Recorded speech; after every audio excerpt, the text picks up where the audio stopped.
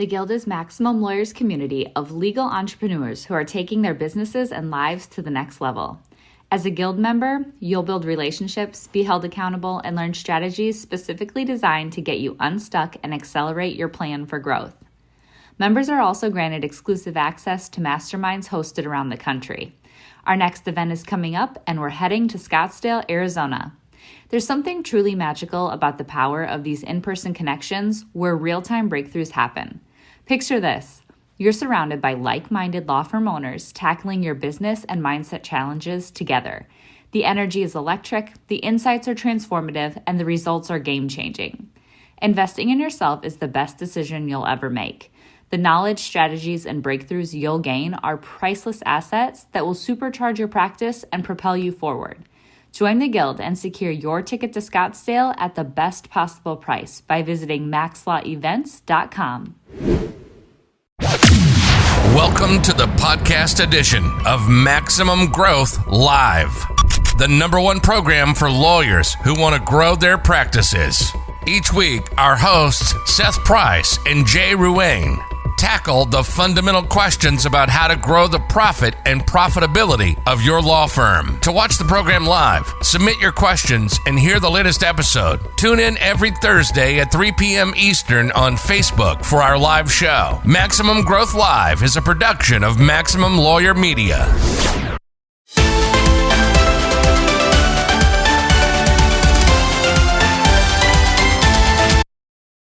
Hello, and welcome to the Thursday edition, the original edition of Maximum Growth Live. I'm your host, Jay Ruane, CEO of FirmFlex, your social media marketing company for lawyers, as well as Ruane Attorneys, a criminal defense and civil rights firm here in Connecticut. And with me, of course, flipped this week, I've got Seth Price. Seth, I flipped up the cameras, and now I had to figure out which hand I can point with to point at you. But over there, my man down in D.C., Maryland, Virginia, Seth Price of Blue Shark Digital, as well as Price Benowitz, the mother 40-lawyer firm down in D.C. I can't imagine having 40 lawyers. I can barely handle my 13. But Seth, how you doing this week? It's been another crazy week here in the world, but one thing is consistent, and it's Maximum Growth Live for all of our fans out there. I got to tell you, living inside the Beltway, it's been a surreal last couple of weeks, but at least I got this. I get to, that was the whole purpose. I get to hang out with you and create something cool. Yeah, and it's been really cool. You know, we've gotten a lot of great feedback. Of course, if you ever want to give us feedback, you can give us some feedback down below. If you want to listen on the go, you can download this on the Maximum Growth Live podcast, available on all the major podcasting platforms. But we're also syndicated through Maximum Lawyer Media, MaximumLawyer.com, and the Maximum Lawyer podcast. Jim and Tyson do a phenomenal thing, and you can always catch our show as well as their shows in their podcast feed. But Seth, we've got somebody this week in our interview who we both know, who actually helped me out with an issue I had last week as my group leader in John Fisher's mastermind experience, and that is Mario Godoy. Tell everybody a little bit about Mario. Mario's an amazing guy. You know, he has an immigration firm. He pivoted and started a second firm. And that second firm was something we talked about with Sarah Kaki a few weeks ago. Clearly, that concept is resonating in the comments. A lot of people are doing that. As an SEO, I always cringe because opening a second firm, so much more effort. But if there's anybody that can do it, it's Mario. He had good reasons behind it. You know, there are lots of positive reasons. It's just a lot more effort. So let's get him out here. And because I want to spend as much time as possible digging deep with him. And for those of you who don't know him, he is just one of those business legal minds that is just awesome to be around because you just feel like you're inspired and you want to do new creative things every time you're near him. Yeah, you know, this topic that keeps coming up about starting a second firm is something that I've had, you know, in the back of my mind for years. And I've always said, why would I do that if I haven't maximized revenue from the firm I already have? Isn't that a better place for me to focus my money? But what I do is, I build these brands internally, and that sort of scratches that itch.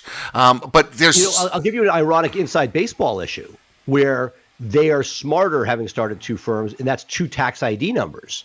And with the LSAs, those tax ID numbers have come back to bite us a bit. So while I love the idea of building within a firm like you have and I have, even if they're different brands within the firm.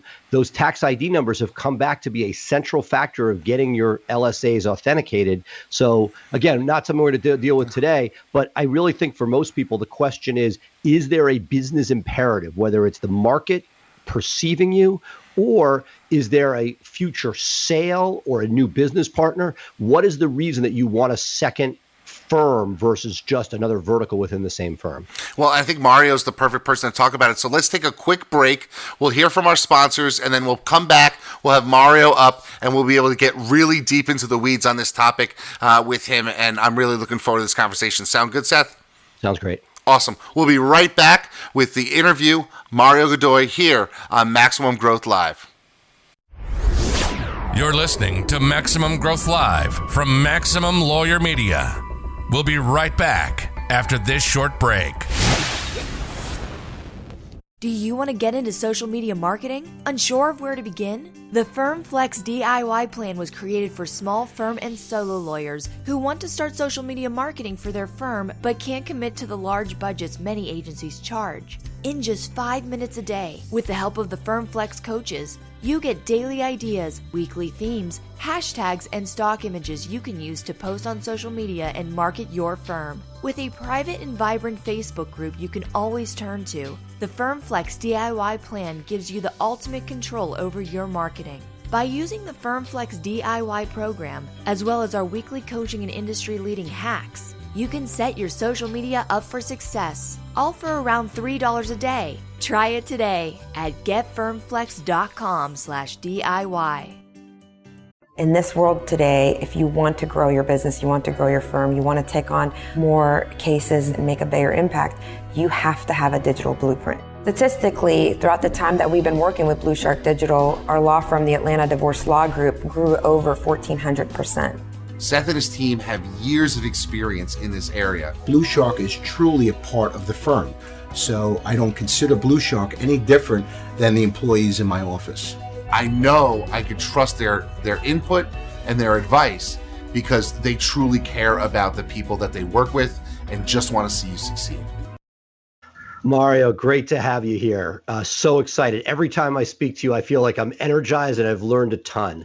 There's been a lot of buzz in the Maximum Lawyer feed about people who started two law firms. So who better to have this week than a guy who has both the Godoy law offices as well as the estate and probate legal group. Very similar in a lot of ways to what we saw talking to Sarah Kaki, opening a second firm with a branded name. Talk to me, your logic in doing that versus just expanding your primary firm. Yeah, absolutely. First, I just want to say, Jay and Seth, thank you so much for having me on here on this platform. I love the idea of being able to just speak out to other attorneys, and been watching some of your shows, and I think just such great knowledge, learned so much just from watching other folks talk about what it is to run a law firm like a business in some instances. So great question. What was it like to start two firms? What was my why that? Why not? Because you easily could have just added. I mean, look, we talk SEO all the time. You easily could have just added a folder on your existing site and be done. What was the logic? Right. Well, really the main part of it was I was looking to create a separate entity. I wanted to. So many times I think that as lawyers, you build out your business, and then there's lots of them that jump into maybe real estate speculation or a number of other types of businesses. Or they start a digital marketing company like Seth did and like I did. A marketing company out of the blue, right? And so, and by the way, you guys have done awesome services for us. Thank you, Seth, for what Blue Shark does for both firms.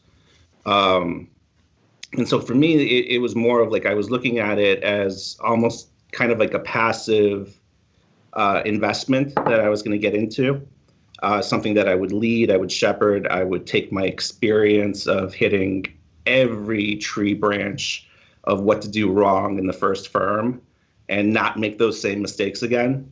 And so for me, I looked at it, I think, as a investment of my time, where I could also take another attorney who really loves this area and then help them be the best that they can be at that without having to worry about the business side of it, right? Because I know that that's a struggle for a lot of us practitioners who really love the area of the law, but the business side, not so much.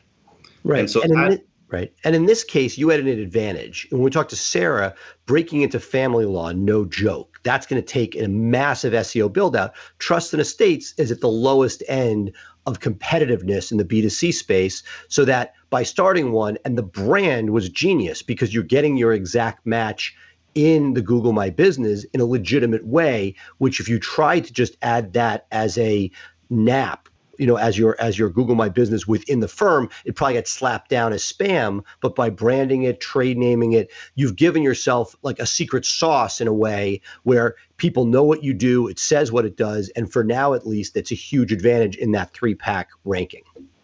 Right. And so I know you look at everything with the SEO point of view. I look at things now as I'm trying to fire myself actively from different positions. And so Godoy Law Office, we focus on helping immigrants navigate the pitfalls of the immigration process, but they're looking for Mario Godoy, right? The name itself doesn't really tell you that we do immigration work. The Estate and Probate Legal Group, the name says it itself, right? And I'll walk through and, some folks don't even know who I am, right? And I'm perfectly being okay being that backstage supporter of the people on the front line. Why not change the name of the immigration firm for that reason and just have you as the face of it? Yeah, so the SEO, right? I think the SEO, the fact that, so the first firm I founded out of almost necessity, right, in 2010, I found myself getting out of law school, and I kind of just called around a number of attorneys, got some feedback, and then I named it right after myself, just like any other attorney, and most of us do, right? Not thinking about the game afterwards. So one of the areas that we actually decided to develop, kind of like Mr. Speeding Ticket, we started kind of pushing a brand called Immigration Simplified. And so we have that website that's up. And so that's really ideally speaking to a different type of consumer of immigration services. And so that's where we're kind of taking that brand outside. I was going to find out how that is going. So the Immigration Simplified was a sort of a no frills, low dollar, something maybe a step above LegalZoom type of option for people between no help and full help. I've sort of been cynical of that concept that without scale it couldn't get there. Curious to know, and was not alone in that. You've pushed back against a lot of industry experts saying, no, I see a vision.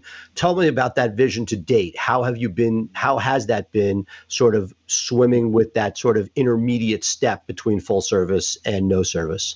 Yeah, so it's a good question, and absolutely your force dead on, right? It's tough to, take another site. And I've heard you guys talk about this on the show about, every time you build a different brand, then you got to build everything that goes around that brand and that website and get it up there. And so we've kind of taken the point of view of when you come to Godoy Law Office, you can pick one of two scenarios. You can either go with the Godoy Law, platinum type service, we're with it all the way to the end. But we've also got some, very savvy consumers that they just want some help with getting the forms done. Maybe they've gone through this already once, and they just want to get to make sure that the forms are right going out, and that some help's available for them if they have questions along the way. I'm smiling partially because we went through the same thing at Blue Shark. We saw this need for essentially this simple Immigration Simplified, SEO simplified, and didn't want to confuse our main brand of Blue Shark and created the Silver Shark product. I never realized that the parallels between the stories till you started talking about it right here. Yeah. And so we actually at one point were trying 3 different lines, and we saw that people either gravitated to the simplest version of it or they wanted the full version of it. And so we just laid that out. Okay, these are our 2 product lines, right? Let's make it easy for folks. Like that story brand book, that story brand, keep it simple. Do you want it simple, or do you want someone to hold your hand all the way through and do all the work for you? So I got a question before we flip to Jay. One of the things I think that you have done particularly well, and love to hear more about what you're doing and where you see it going, is you have done your intake using non-attorney salespeople and done it probably as well as anybody that I've seen up close. Want to get some details about your philosophy on that and how you've handled it. So as a lawyer, with a law firm, we really try to get, in most instances, a touch with a lawyer to make sure there's a meeting of the minds. And I know you do, but would love to hear how you set this up in order to layer people, that, in a way, I wouldn't say non-traditional, but a pretty innovative way to approach intake. Yeah, absolutely. So I think for anyone that is out there and you are contemplating this, you're going to need to come to terms with the fact that you can't please everyone. All right. And I think you guys know that, right? You guys have been around long enough to know you certainly, can't please everyone, and you kind of got to wave whatever your kind of freak flag is. You got to wave it all the way to the end, because then you're going to attract people that are attracted to that flag. Right. And so the system that I'm running is not for everyone. Right. Certainly not for every lawyer, and certainly not for every consumer, right? But what I've kind of done is I've taken non-attorneys to almost filter, in essence, a case before it lands on my attorney's desk. And so someone would call in. At this point, we've actually up-leveled that sales system that I'd originally talked about, and we're working with a client coordinator, a new resources coordinator that's helping to shepherd the person and set up expectations and get up some actual, we're FedExing people materials on us, and materials that can help them make a buying decision as to whether we're the right firm for them. And when they come in, they end up meeting with one of our client relationship managers, so one of the non-attorney salespeople. And there's no advice that happens during that. And honestly, that took a number of years for me to come to terms with it. As you guys know, I've been working with how to manage a small law firm. I've attended masterminds. I've met with other successful attorneys that are 2, 3, or 4 levels ahead of me. And what I've come to learn is that when someone's coming in, they're kind of already just checking you out, and they want to make a decision on an emotional level, and then they use logic to substantiate it. But they want to make a decision on the emotional level, whether you're the right firm for them. They want to work with you and take the next step. And you don't have to be an attorney to get to that. You don't need to be an attorney to figure out what brought you off the lot. Let's face it, guys. No one wants to visit a lawyer's office, right? We're not coming in there because of, we're there because there's an obstacle in our way, and we see it as this is what we need to do to kind of get around that obstacle. So that's really, in essence, what the non-attorney salesperson does. It helps them make a decision as to, are you going to keep things the same? Are you going to try this yourself? In which case, we have Immigration Simplified available for you. Or do you really want to hire a firm to see it all the way through? In which case, hopefully it's us, right? The question everyone's going to be asking is, well, don't you get the objection if I didn't get to meet with an attorney, right? So I think on that end, it just comes down to giving them a 100% money back guarantee. We're already doing it. If you sit with a client at the beginning and this person turns out to be not the right fit for your firm, as attorneys, even if you don't use the non-attorney salesperson, ideally, you're going to give them their money back, tear up the agreement, thank them for their time, and help connect them to the type of attorney that they're looking for, right? It's something that we're doing for the person, and hopefully we're the right Sherpa to take them up the mountain. And I tell folks that all the time, especially in immigration. And then even in some of the probate cases that we're dealing with, that comes down to, we've been up the mountain. We can't tell you it's going to be the same trail every time, but we've been up that mountain a number of times, and we're the right guide for you. And when we explain it that way, we can get folks from meeting with that non-attorney salesperson, that client relationship manager, and get them to the attorney strategy session. And I want to follow up, which is just when doing that, when you get somebody coming in, I live in DC where lawyers are everywhere. Either side of me, there are lawyers living. It is the expectation. Do you have an escape? I understand they can write, you can fill out a retainer, pay, and get your money back. But is there X percent where the person's walking out if they don't have an attorney, where there's an do you have an exception, or do you literally burn the ships and say, no, this is our model. If you don't want to be part of it, you're not our client? Yeah. And so I think that's the one thing. There's never a 100% rule in life, right? And then I think it's the same thing when it comes to business. So the only way that I was able to be in two law firms is to build out systems, right? And a system just comes down to what you want to happen 80 to 90% of the time. There's always going to be a percentage of that where the system's not going to work, right? And then it just comes down to enabling your staff to make some decisions, right? And so that's one huge thing that we hit here over and over again is here's a decision-making tree as to how you can make the decision. And if you make the decision and it's the wrong decision, as long as you use the decision tree, we'll correct it and we'll move on. It's not. We got the king of all systems here, Jay. What do you have to say? No, I mean I'm in full agreement with Mario when it comes to having non-attorneys, quote the fees and collect the fees. I mean, I don't talk money with my physician. I don't, they have systems in place there, and I talk medicine. And so when people come to our office, they talk law with their lawyers and they talk business with the business manager, the money people in the office. That's the way we approach it. We do have a sales lawyer. Jay, you're saying, Jay, in your office, somebody comes in, they're screened, they get to a lawyer, and then only after they've met with the lawyer do they sit with somebody to talk money. The lawyer doesn't talk money. Lawyer doesn't talk money.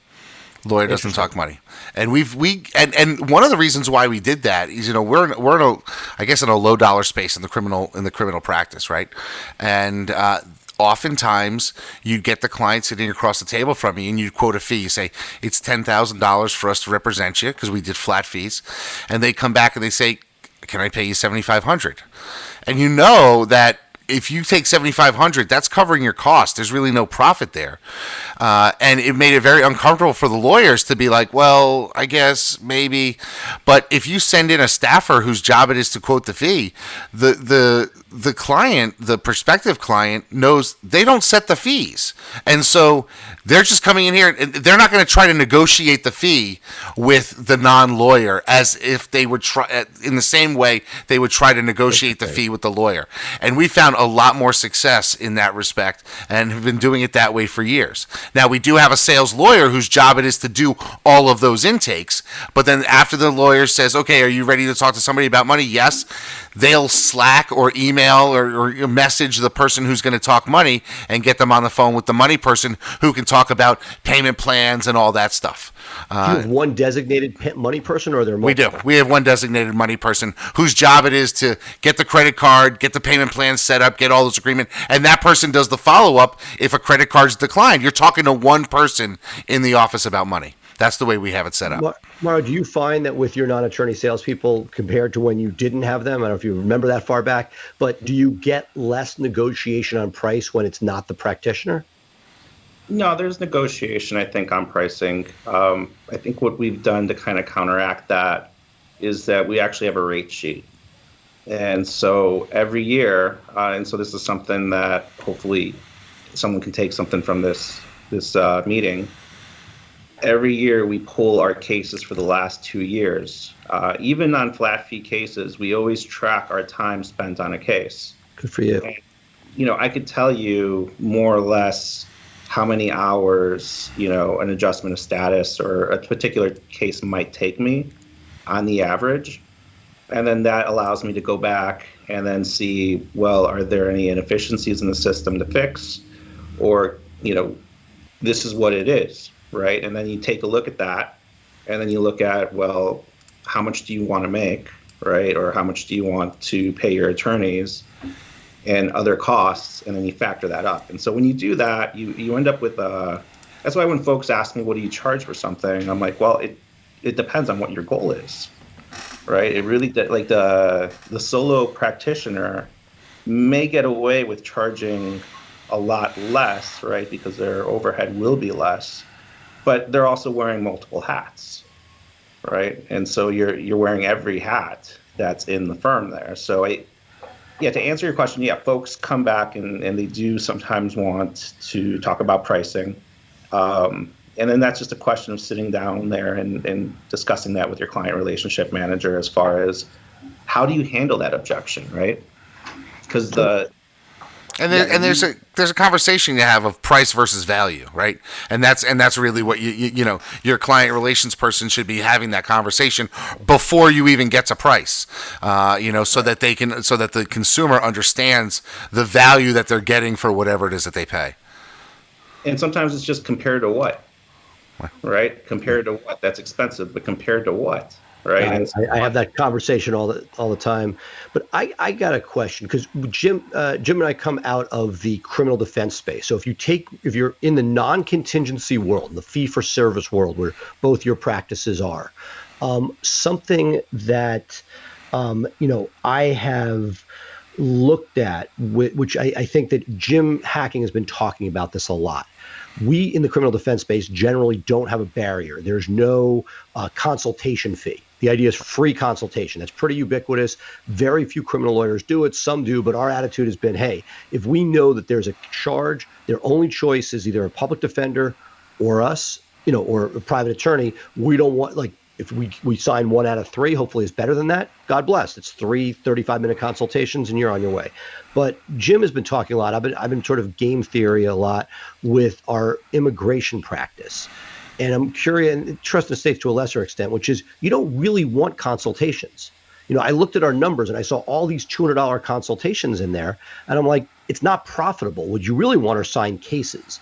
And the question is, do you feel that by using the non-attorney sales technique, that you are actually, without leveraging lawyer time, vetting to viable clients faster than the traditional selling of a consultation, which all you really want is the signed case? If it's 4-1, those 3, if you could somehow skip them, and now magic know which ones they were, but the idea is the mousetrap you've built getting rid of the paid consultation, because everybody gets a consultation with non-lawyer time, and only the right one becomes the client. Is that part of the method to the madness?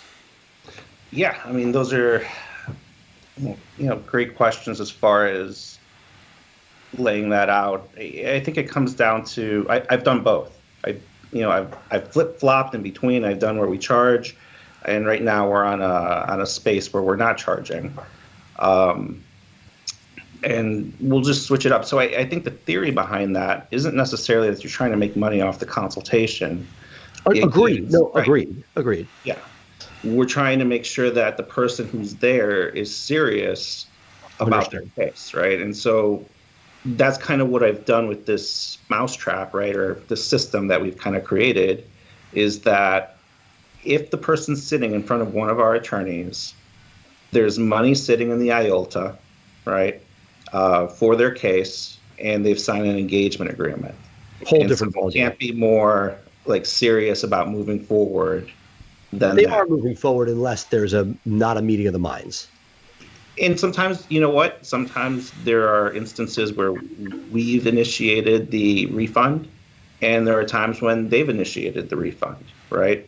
But it happens on such a little basis that you actually end up winning more and getting more clients through the door by doing it that way.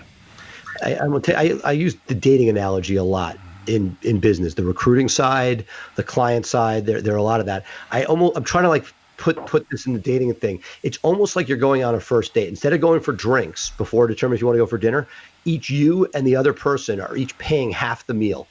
And while you could decide at any point, it's over, I just had my drink, I want to get out of here, give me my money back, I'm leaving. But you're essentially saying, we presume we're moving forward. And that presumption means a lot because you're moving in that direction. What are some of the obstacles you've found for people that might be interested in putting this into place? Because it's not easy. It's a mindset shift. There's a getting your staff involved. What did you have to do to get from A to Z to make that complete shift? Yeah, you've got to micromanage the experience, right? And I think that you can't abdicate this role, right? You got to check in. You've got to ideally sit in on some of these sales calls, ask them if they got permission to record the call so that you could listen in on it later. And so you got to do your homework on it if you're going to run with it, right? Because you want to make sure that the non-attorneys are not giving legal advice, and then you want to make sure that they're hitting every part of the sales process as you're going through. And so ideally, when you get done with that, you'll have a system that can kind of churn out. If you have 5 people coming in, you know you're going to close 1 or 2 of them on a very consistent basis, running the system, right? And so I think someone who's contemplating this, one, you got to learn how to sell, right, on your own. You can't just hire someone to do it. And so you should study how to sell legal services, ideally, and learn that on your own and set up like a system that you're going to follow every time. You know, for us, we talk about setting an agenda, talking about, confidentiality, and then kind of diving into the reasons for coming, and then hitting it up with, how is that going to help you, followed by an analysis at the end as what do you want to do next, right? And then ideally they'll move forward with us from that. And so that's for us. Other types of law firms may set up a different system. But Mario, but you got to. Mario, I really like the fact that you're able to sort of jump in there and walk me through your process. And I know that, during COVID, when we had some people sick and that type of thing, I had to jump on the phones and do some phone sales, at least the beginning part of the phone sales process. And it's like riding a bike, right?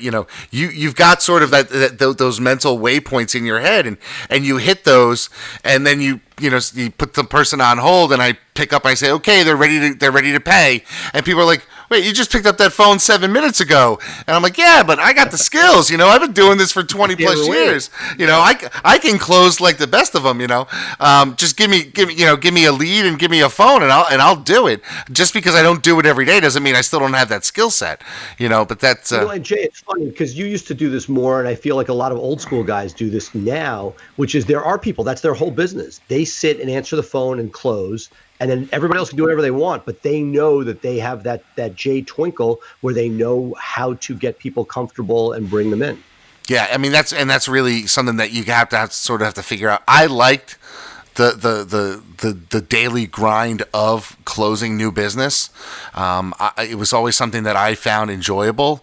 I hate to admit it, but there was a little bit of, dirty, dastardly sort of every client I closed meant that another lawyer wasn't getting the case. And I can remember coming out of law school and being hungry, and I put up a billboard, about 2 years into my practice, and I was getting such snide comments from judges and prosecutors and other lawyers. How could you do that? It brings us down, blah, blah, blah. And I'm like, but none of you are paying my student loans, and I got bills to pay, So I sort of took this mental attitude of, if you're going to talk down to me because I'm trying to hustle and make a living, well, I'm going to show you. I'm going to steal all your clients. I'm going to eat your lunch, And there were opportunities that came my way to sort of grab market share, and I took every single one of them because, at the end of the day, I'm taking care of my family. As people who are on here know, my partner's my father, and my other partner's my sister's best friend, and we're a family firm in that respect. So, I got to take care of those people. And that's a great point, I think, that you raise as far as what the mindset is, right? I can still remember when I started my firm, I didn't have any contacts, right? I'm a first generation immigrant here, and that was part of like the probate scenario and the estate planning that, not everyone in the first generation really takes advantage of those laws that are here. And so that was kind of my mission in starting that other firm as well. But yeah, just that mindset of I picked up the phone, I looked at the phone book, and I started dialing for dollars. Dialing for dollars. And I love it. dialing for dollars, calling folks and getting all kinds of advice from different attorneys. And every once in a while you'd hit someone that would be willing to share. And that's why I'll always do shows like this and wherever I can pay it forward, because it was paid forward to me as well. But that mindset is key. And that's why I don't have the attorneys always jump in on the appointments, because I think there's a lot going on in that sales call. Well, look, one thing, I'll throw this to both of you guys, because I'm in awe of the systems and the discipline that you guys have. As Jay knows, I'm more loosey-goosey, and I've pushed very hard for our intake to be able to have some flexibility in where they go. And with the non-attorney salesperson, we just did an internal call. During COVID, it's great because we're getting these amazing Zoom calls. We had of our 40 lawyers, 2/3 on a call discussing best practices of intake. And because a lot of the attorneys are touching clients at that point. And I was amazed at how interpersonal they got. And how do you scale that? How do you systematize that when you have this? That's what I'm throwing back to you. You have the system. Is there a place in your system where you're like, talk about confidentiality, find something in common to talk about? How granular do you get, or do you give more leeway to your people to form those bonds naturally? Well, that's the whole sales process, right? That's how it works, because, certainly the non-attorney salesperson's not there to give advice, right? And I bet the attorneys that were forming those bonds, if you go back and take a look at your roll of attorneys, they barely gave advice and really helped the person just make a decision. And they probably closed at a higher rate than anyone else. We always talk about, everyone wants to eat the hot dog, but no one wants to walk the sausage factory, right? And that's what we do often as attorneys, is we try to hide behind what we know sometimes, or that we could resolve that problem. And it really comes to make the person who's sitting across from you the star, right? They're the star of their own life. They get to decide what they want to do. And you're just there to kind of help them make that decision. And so that's the main thing. That's how we scale it. That's how I've been able to do it, is that these conversations are more of what brought you in, how's that affecting you, right? What would life be like if that wasn't in your way anymore? You're doing the emotive, imagine. Jay, what are your thoughts on that? Well, one of the things that, jumps out at me is that there is a level of honesty that a non-attorney salesperson, or just non-attorney staff that's talking to the lead, will get out of potential clients that the lawyer won't get. Talking to a lawyer, we've all said it, is intimidating, and people want to put their best foot forward. I mean, Seth, I know you haven't done it in a long time, but you handled some criminal cases back in the day. How many times did you have a police report and you say, this isn't what you told me you did? And because people want to shade everything to their benefit, and that's just the human nature. You're gonna give the best perspective. So you may have that conversation with an attorney, and I'm going to do this, I'm going to do that, I'm going to do this, and then they get on the phone with the non-attorney salesperson, and they say, I'm not doing any of that stuff. So the non-attorney salesman allows them to let down their guard a little bit, and I think that helps people convert, and it also allows the non-attorney salesperson to understand why they're not converting, so you can change the messaging that you're sending to them, perhaps in your follow-ups, because you've gotten more information. And I think that's certainly something that's the way we have been approaching it, and it has been successful for us by not having the attorney making the sale. I struggle with it. I know that my model is not as efficient as the ones you describe. I want my cake and eat it too. I want the attorney to bond, but I also know that if I'm going head to head on a more expensive case, that we're putting our best foot forward, and that this is the guy who's going to solve your problem, and he's going to be able to tell you firsthand what he would do. Again, Apple. That's why when I looked at it, I don't love the non-attorney salesperson. And Jay, you have an attorney meet with them. It may be different in how they price it. That's why I'm looking at some of these other areas. Can we put people on a pedestal? I've never been able to make that leap. I like the idea, and I feel like we've scaled to a pretty decent degree that there's a risk at every point. Now when you do have somebody else promising, now again, your model is just the order in which they're getting there, right? You're basically saying, hey, we're going to dinner and you're going to be here for the next number of hours. If you want to leave, it's up to you, but assume you're here for dinner. I mean, it's my own. Right. And so here's the. Well, if I could jump on, before you do that, no one goes to a restaurant to then decide if they're hungry. You're at a restaurant to eat. People call a lawyer because they need a lawyer. So, Mario, take over. I had to jump in there on that analogy. No, but I'll follow the analogy. You're hungry, you have to eat, but is this the person you want to be dining with? I mean, again, it's an analogy. It's faulty by definition, but Mario, go ahead. Jay and I can just ignore us. So I'm at the restaurant. I get done with the host, and they take me to the back to meet the waiter, right? Here's the one honest part that I actually like about this model better, because we actually used Jay's model for a number of years. That was my model. I'd go in for 15 minutes, glad hand, answer a couple of softball questions, and then let the non-attorney salesperson finish up the sign up. The dentist hygienist model. Right, the dentist hygienist model. Yeah, that's what we used to do. And that's great, but then you kind of almost have to have an attorney on call just for sales all the time. Right? And one of the things that, as I've been going through, that I've been kind of taught is to make every system very simple and get them to the next step. It's, your marketing. The only step there is you want to get the phone to ring, right? Or even as far as like maybe your Facebook, right? Your Facebook posts. The only thing you want there is for them to click through. And so this design is to get them to click through. And once they've clicked through, you want them to pick up the phone and call you. Once they call, the receptionist is only supposed to get them to the next step. And then the client relationship manager gets them in front of the attorney, right? Every step is just a very simple scenario. And what I found incredibly honest about this is that I was there. I started my practice from the ground up. And, speaking to those folks that are out there watching this, I get it. I get the idea of like needing that next client, on your roster so that you can continue to have a thriving practice. But, what can you really learn from someone in a 15 to 30 minute, like, initial meeting? Right? To be able to say, I really gave them a good consultation. The system that I've created allows my attorneys to spend about an hour to like 2 hours with that person at that attorney strategy session and really hammer out a plan of action. It's a first meet. It's not a consultation. They're a client.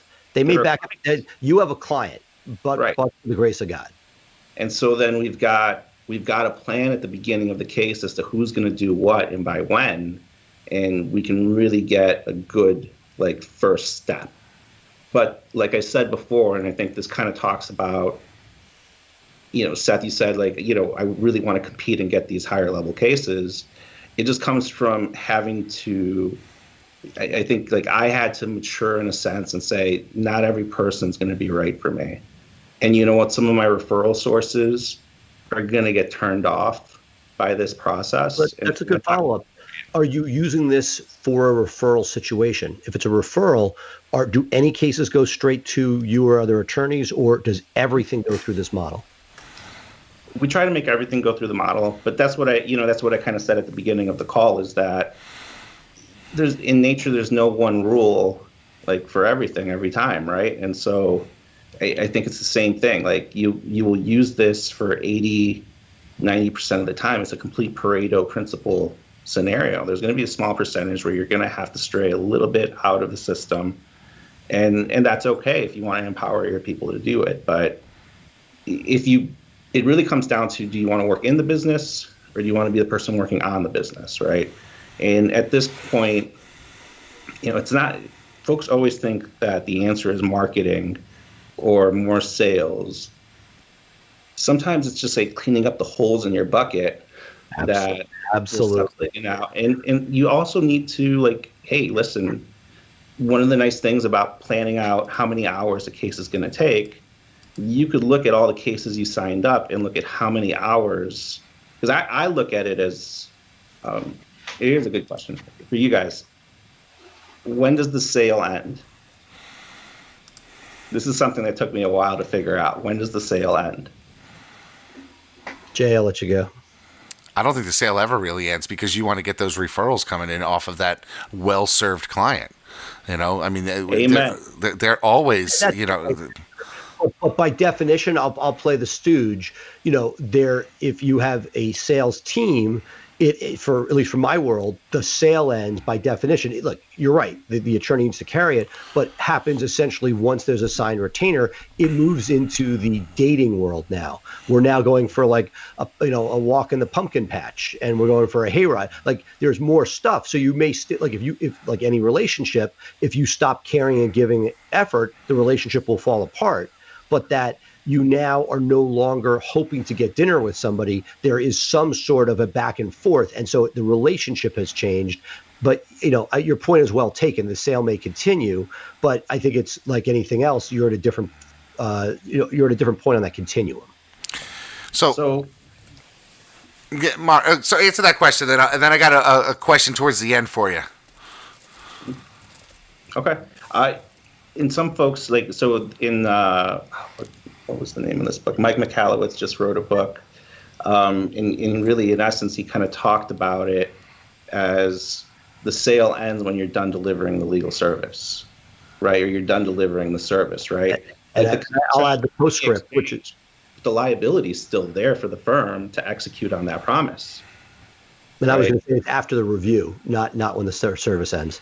Yeah. And so, it could go both ways. Like you could either look at the sale ending after the review, right? And attorneys, like, if you guys aren't doing this, at the end of your case, even if it's a win, invite the client back a couple of weeks later and just do a final case review. And you may find that you'll get extra work out of that, or that's how you get positive reviews or get people to agree to do videos for you.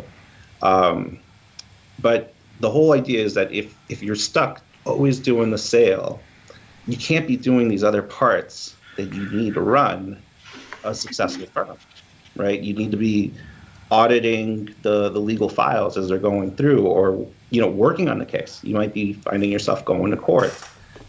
Someone's got to be running the marketing. Someone's got to be converting people into clients. Someone's got to be looking at the books. You got to do future planning. Seth, you talked about recruitment. You got to do recruitment. And so this is why I think people need to look at least an adaptation of this system. Maybe you don't have to adopt the full thing, but you can take parts of it and see if you can kind of systemize a little bit. Jay, you got a final question? So I got a final question, and it may open up the need to have you back on the show. And tell me if it does, because if it is, we'll end it and we won't even get into it. But the question really comes down to: so you've got your firm, you've got the Godoy firm, it's firing. You say to yourself, "I want to open another firm." Do you fund it fully with your revenue that you've taken out of your existing firm? Do you open up a bank account and dump in $100,000 or $250,000 and say, I'm renting space, I'm going to put in the systems and everything? Are you bootstrapping it like you build your original firm? What's the way to approach having the genesis and bringing up a brand new firm? I mean, you could do it a million different ways, but what do you feel is the right way to do it? And if it's too much to answer, please say stop, and we'll get you back on a show and we can answer. This will be a tease for Mario Point 2, because I think it's something that a lot of people need to understand, that there's different ways to approach this thing. Absolutely. I think you hit it right on the head. There's so many different ways to approach it. Always love to come back. To give you a quick tidbit, we decided to bootstrap it. I took on an awesome partner. His name's Steven Novak. Loves, lives, and breathes probate and estate planning. And I'm learning through osmosis rather quickly. But, we kind of grew it from this is almost like we added a little bit. We were able to use some of the Godoy resources to kind of get started. We added in some of our own resources. And then that's really kind of been building as we've been going through. I think this should ideally be a growth year for us as well, in the midst of COVID for both firms. And so we're pushing through. But we decided to bootstrap it.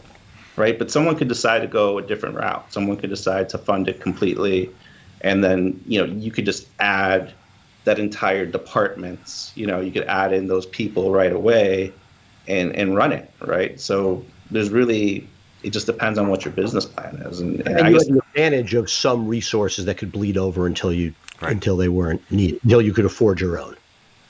Right. So we had a little bit of an advantage there. But, having bootstrapped my own firm at the beginning, like I started off with meeting people in the library. Yeah. Like, in a services business, outside of our license, the barrier to entry is rather low. And so in some states it may not be that anymore.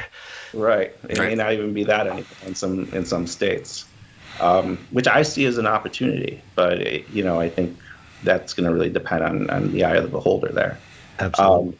I'd love to sit down and chat about how we went about doing that at some point. I have questions for part 2 are going to be how do you train the non-attorney salesperson? What do you do when they quit?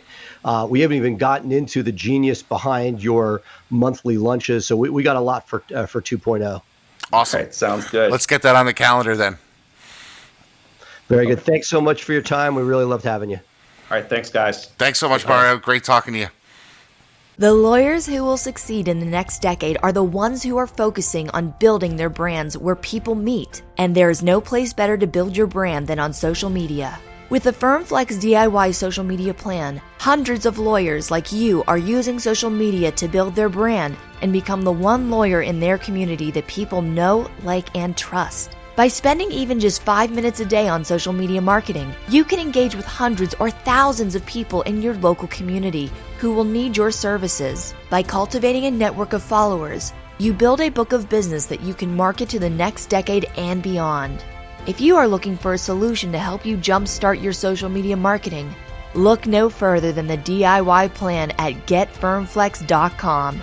The DIY was created by a small firm lawyer for people just like you, helping you connect with local people online and build your brand and engage people in the topics they want to talk about, all for under $100 a month. To find out more, visit getfirmflex.com.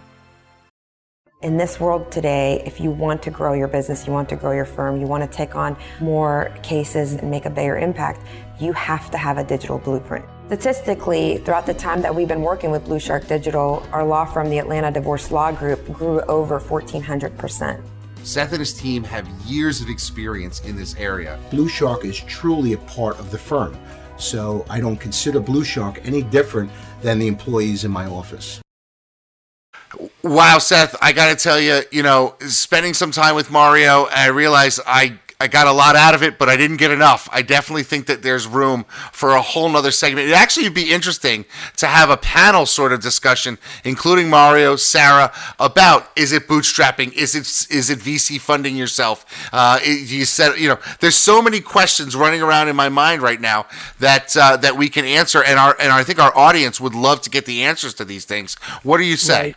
No, absolutely. I'll give you one other, sort of tangent or panel is what Mario has done as far as his monthly meetings, and now he's done them to Zooms, the way that he's connected locally in the B2C space, so hard to make meaningful contacts. And he has created a tribe, not unlike what John Fisher's done nationally. To dig deeper on how people can do that in their own regions, I think is definitely worth some time.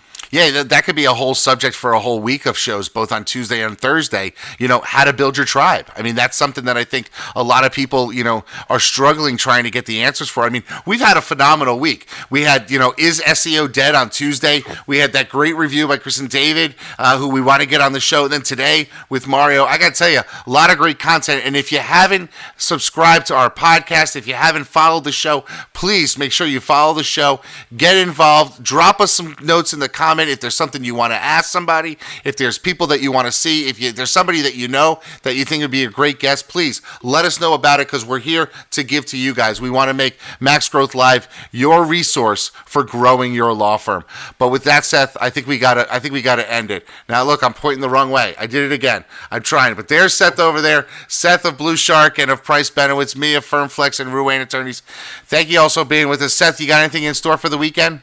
No, just, basically the homeschooling is kicking our butt and we just need to take a break from it over the weekend. Yeah, I'm taking tomorrow off from work to pack up my kitchen because for some reason, including homeschooling, my wife decided that now's the right time to do a kitchen renovation. So we're about to go kitchenless for the next 2 months. So, but now I'm gonna work out some stress right now for that. I'm gonna go jump on my Peloton. If anybody wants to follow me, I'm Get Firm Flex on Peloton. And if you get rid of the kitchen, maybe that's the greatest diet plan ever. Yeah, all takeout food. Great diet plan. Great diet plan. All right, folks, thanks so much for being with us. We'll see you next week on Tuesday for the Tuesday edition of Maximum Growth Live. Bye for now, folks. Thank you for listening to Maximum Growth Live. Please remember to subscribe to our podcast for the latest episodes and tune in live on Facebook every Thursday for our live show. For more information, visit Maximum Growth Live on Facebook or MaximumLawyer.com and be sure to share us with your friends.